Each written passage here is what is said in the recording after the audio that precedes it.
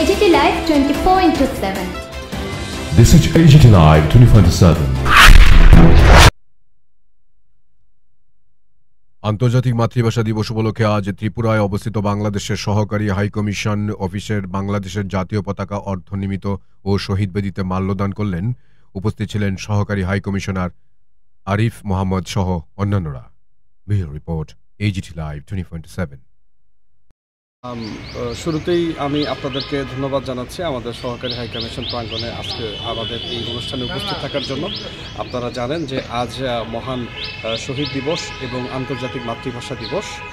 1952 সালের আজকের এই দিনে মাতৃভাষার অধিকার রক্ষার জন্য বাংলার দামাল ছেলেরা তাদের নিজের বুকের তাজা রক্তে দিয়ে বাংলা ভাষার মর্যাদাকে রক্ষা করেছিলেন। সেই থেকে আজ অবধি পুরো বাংলায়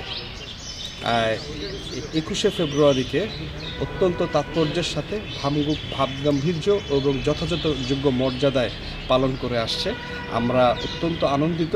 আজকে রাজ্যেও প্রায় সকল জেলাতেই অত্যন্ত চমৎকারভাবে এই আন্তর্জাতিক মাতৃভাষা দিবস আয়োজিত হচ্ছে।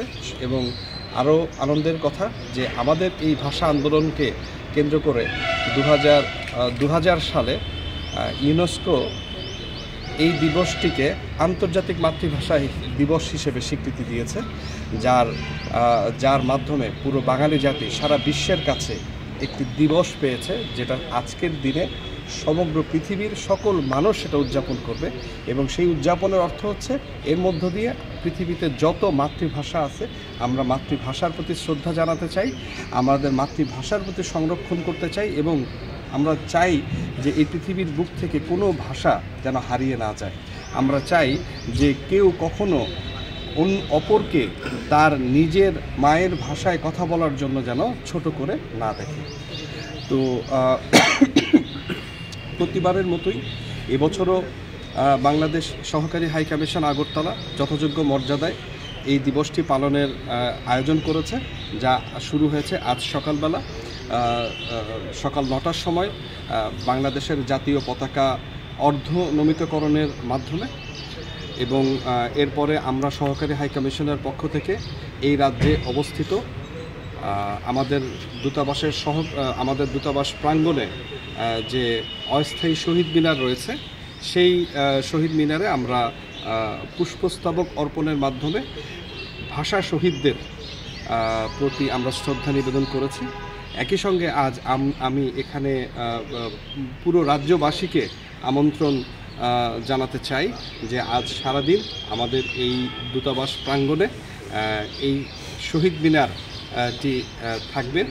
তো সর্বস্তরের মানুষকে আমরা আহ্বান জানাচ্ছি যে তারা এসে এই শহীদ মিনারে পুষ্পস্তবক অর্পণের মাধ্যমে আমাদের যারা ভাষা শহীদ তাদেরকে আমরা স্মরণ করব। পরিবর্তনের বাংলাদেশে কিভাবে পালন করা হচ্ছে আজকের দিন?